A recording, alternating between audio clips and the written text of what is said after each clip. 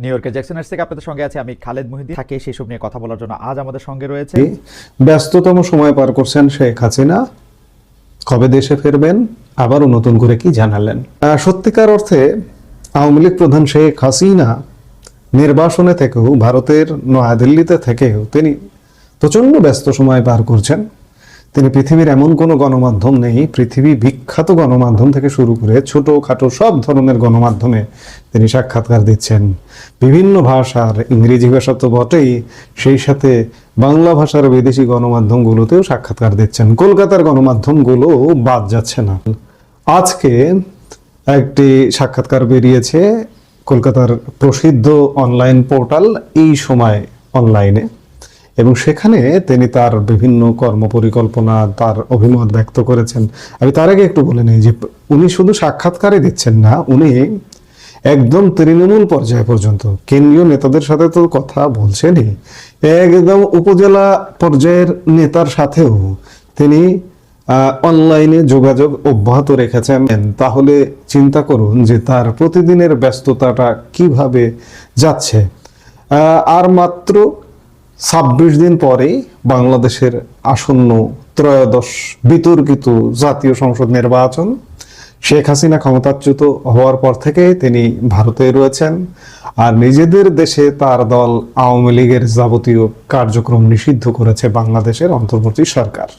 ফেব্রুয়ারির নির্বাচন ও গণভোট, তাতে আওয়ামী লীগের অংশগ্রহণের সম্ভাবনা বা দলের সমর্থকদের প্রতি আহ্বান থেকে তার দেশে ফেরার শর্ত, এসব বিষয় নিয়ে কলকাতার বাংলা নিউজ পোর্টাল এই সময়কে দেওয়া এক সাক্ষাৎকারে খোলা মনে প্রতিটি প্রশ্নের সবিস্তারে জবাব দিয়েছেন বাংলাদেশের নির্বাসিত প্রধানমন্ত্রী শেখ হাসিনা। এই সময়ের এই ইমেলে সাক্ষাৎকারটি গ্রহণ করেছেন অনমিত্র চট্টোপাধ্যায়।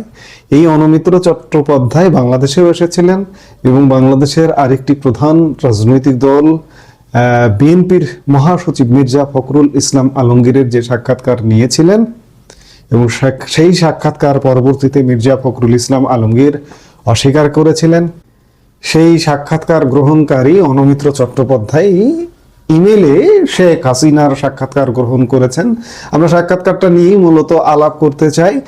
ইমেলে প্রশ্ন করছেন অনমিত্র চট্টোপাধ্যায় যে ভারতে আপনি কেমন আতিথেয়তা পাচ্ছেন, আপনি কি কোনো আন্তরিকতার অভাব বোধ করছেন?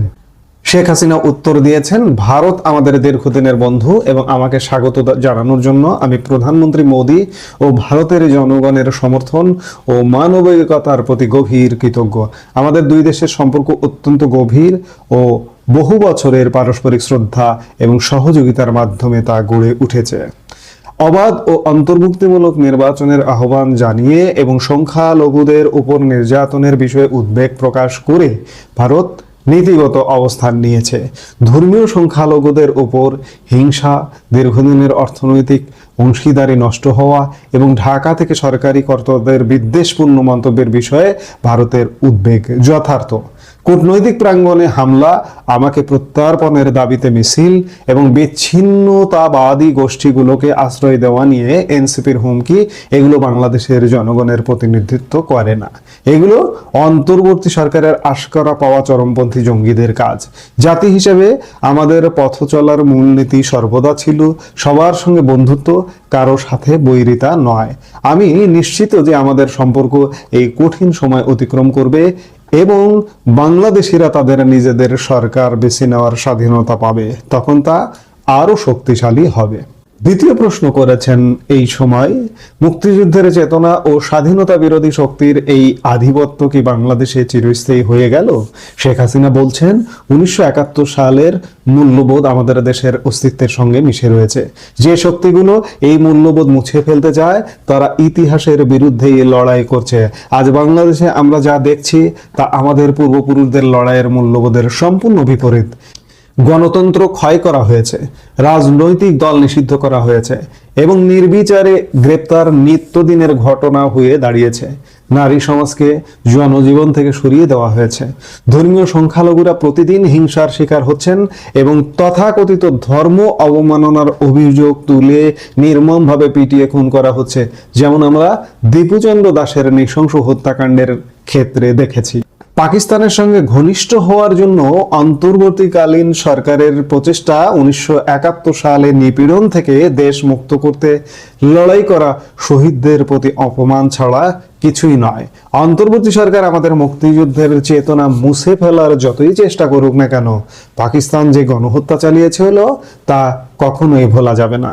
আমরা যেন ভুলে না যাই যে পাকিস্তান কখনো এই গণহত্যার জন্য প্রকাশ্যে ক্ষমা চায়নি। স্বাধীনতা বিরোধী এই শক্তিগুলি আমাদের প্রতিষ্ঠার নীতিগুলো ধ্বংস করার চেষ্টা করেছে, কিন্তু তারা সফল হবে না, কারণ বাংলাদেশ তার জনগণের, সাময়িকভাবে ক্ষমতা দখলকারী কোনো চরমপন্থীদের নয়। নেক্সট প্রশ্ন করছে, এই সময় যে মোহাম্মদ ইউনূস সরকার 12 ফেব্রুয়ারি বাংলাদেশে যে নির্বাচনের ডাক দিয়েছে, আপনি কি মনে করেন তা অনুষ্ঠিত হবে? পরিস্থিতির হঠাৎ কোনো পরিবর্তনে আওয়ামী লীগের তাতে অংশগ্রহণের কোনো আশা রয়েছে কি? শেখ হাসিনা উত্তর দিচ্ছেন, ফেব্রুয়ারিতে নির্বাচন হবে কিনা তার চেয়ে বড় কথা হলো সেই নির্বাচন অবাধ, সুষ্ঠু এবং অংশগ্রহণমূলক হবে কি না। আওয়ামী লীগকে নিষিদ্ধ রেখে অনুষ্ঠিত নির্বাচন কেবল নামমাত্র নির্বাচন এবং তা গণতন্ত্রের প্রতি উপহাস। শরীফ ওসমান হাদির হত্যাকাণ্ড তথাকথিত এই গণতান্ত্রিক প্রক্রিয়ার অবস্থা সম্পর্কে সবকিছু বলে দেয়। ঢাকা 8 আসনে বিএনপি, জামাত এবং এনসিপি প্রার্থীদের মধ্যে নির্বাচনী বিরোধের জেরে সে খুন হয়েছে।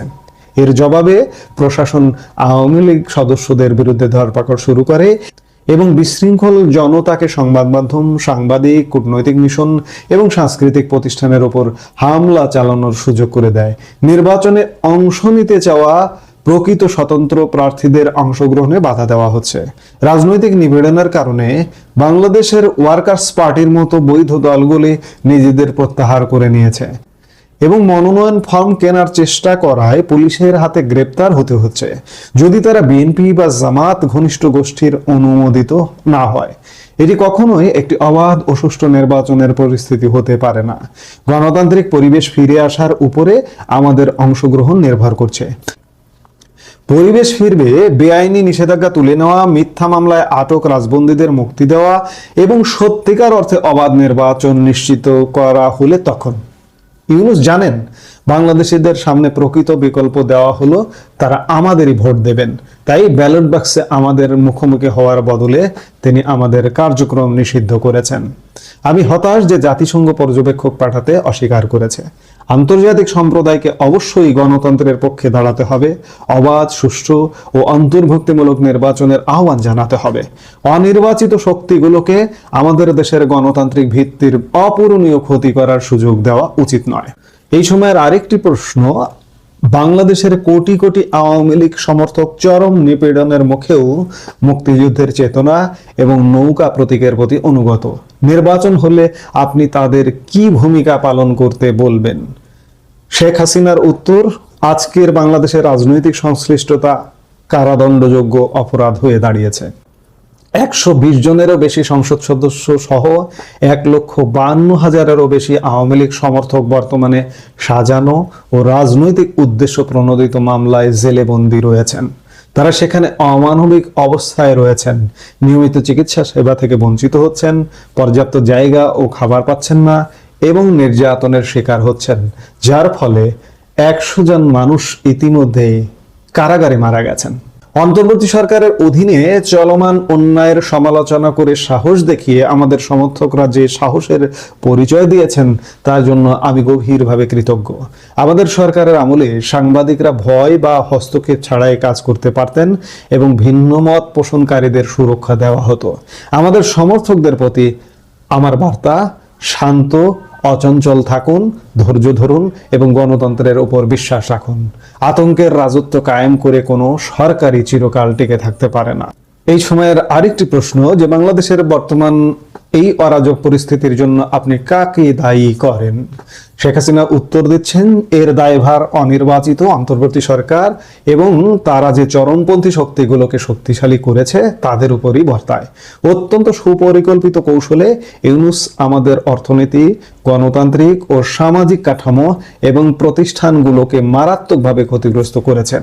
বিনিয়োগ থমকে গিয়েছে, আমদানি রপ্তানি বন্ধ হয়ে গিয়েছে, যুব সমাজ, কৃষক এবং শ্রমিকদের কর্মসংস্থান প্রায় নেই বললেই চলে। এর আগে বাংলাদেশ ছিল এই অঞ্চলে অর্থনৈতিক সমৃদ্ধি, সামাজিক অগ্রগতি এবং ধর্মীয় সহনশীলতার আলোকবর্তিকা।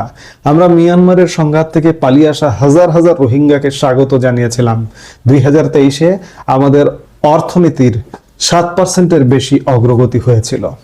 আমাদের লক্ষ লক্ষ মানুষকে দারিদ্র্য থেকে বের করে এনেছিলাম, কয়েক লক্ষ কর্মসংস্থান সৃষ্টি করেছি, নারীদের ক্ষমতায়ন করেছি, খাদ্য উৎপাদন 4 গুণ করেছি এবং মাতৃ ও শিশু মৃত্যু হার কমিয়েছি। আমরা সকল ধর্মের মানুষের শান্তিপূর্ণ সহাবস্থানকে উৎসাহিত করেছি এবং অভ্যন্তরীণ জঙ্গি সংগঠনগুলোর মাথা চড়ে দেওয়ার চেষ্টা প্রতিহত করেছি। সেই সব অগ্রগতি আজ ধ্বংসের দ্বার প্রান্তে। শৃঙ্খলা ফিরিয়ে আনা এবং বহু প্রতিশ্রুত সংস্কার করার পরিবর্তে অন্তর্বর্তী সরকার অসাংবিধানিকভাবে আমাদের দলকে নিষিদ্ধ করেছে, মিথ্যা অভিযোগে হাজার হাজার নির্দোষ মানুষকে আটক করেছে, সাম্প্রদায়িক হিংসাকে বৈধতা দিয়েছে, সাজাপ্রাপ্ত সন্ত্রাসবাদীদের জেল থেকে মুক্তি দেওয়া হয়েছে এবং হিজবুত তাহরিরের মতো নিষিদ্ধ সন্ত্রাসবাদী সংগঠনের জঙ্গিরা এখন মন্ত্রিসভায় বসে আছে, অথচ জেলখানায় ভরে রাখা হয়েছে আওয়ামী লীগের সদস্যদের। ইউনূস আমাদের একসময় সমৃদ্ধ দেশটির পদ্ধতিগত ধ্বংসে নেতৃত্ব দিয়েছেন। আমার আশঙ্কা তাকে এমন একটি সরকারের গ্রহণযোগ্য মুখ হিসেবে ব্যবহার করা হচ্ছে যা মূলত পুরোটাই জঙ্গি ও চরমপন্থীদের দ্বারা পরিচালিত। এই সময়ের শেষ প্রশ্ন যে বাংলাদেশের রাজনীতিতে কি ধরনের পরিবর্তন হলে আপনি ঢাকায় ফেরার কথা বিবেচনা করবেন? শেখ হাসিনা উত্তর দিচ্ছেন যে বাংলাদেশকে অবশ্যই সাংবিধানিক শাসন এবং আইনের শাসন ফিরিয়ে আনতে হবে। এর অর্থ হলো আওয়ামী লীগের উপর থেকে নিষেধাজ্ঞা তুলে নেওয়া, মিথ্যা মামলা তুলে নিয়ে রাজনৈতিক বন্দীদের মুক্তি দেওয়া এবং সত্যিকার অর্থে অবাধ নির্বাচন আয়োজন করা। জনগণের দ্বারা 9 বার নির্বাচিত দলকে নিষিদ্ধ করে আপনি গণতান্ত্রিক বৈধতা দাবি করতে পারেন না। বর্তমান পরিস্থিতিতে আমার ফেরা অসম্ভব, কারণ অর্থবহ রাজনৈতিক অংশগ্রহণের কোনো পরিবেশ নেই। বাক স্বাধীনতা ধ্বংস করা হয়েছে। যে কেউ সরকারের সমালোচনা করলে তাকে কারাবাস, ভীতি প্রদর্শন বা মৃত্যুর ঝুঁকি নিতে হয়। সত্য বলার জন্য সংবাদ মাধ্যমের অফিস পুড়িয়ে দেওয়া হয়েছে এবং বাস্তবতা তুলে ধরার জন্য সাংবাদিকদের গ্রেপ্তার করা হচ্ছে। এটা শাসন ব্যবস্থা নয়, একে বলা যায় সন্ত্রাসের রাজত্ব।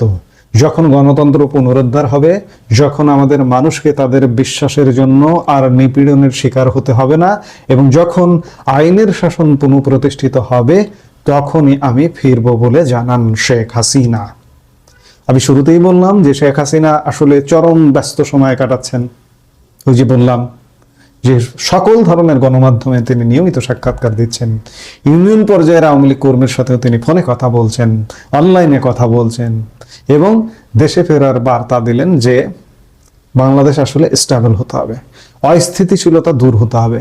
এই মুহূর্তে তার ফেরা এক প্রকার অসম্ভব যদি না বাংলাদেশের পরিস্থিতি না পাল্টে। বাংলাদেশের পরিস্থিতি পাল্টাবে কিনা আমাদের নিশ্চয়ই দেখতে হবে।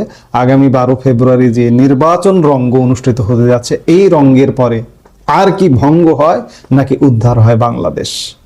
শেখ হাসিনার ফেরা শুধু নয়, বাংলাদেশের মানুষেরও জীবনের ছন্দে ফেরাও কিন্তু নির্ভর করছে অনেক কিছু।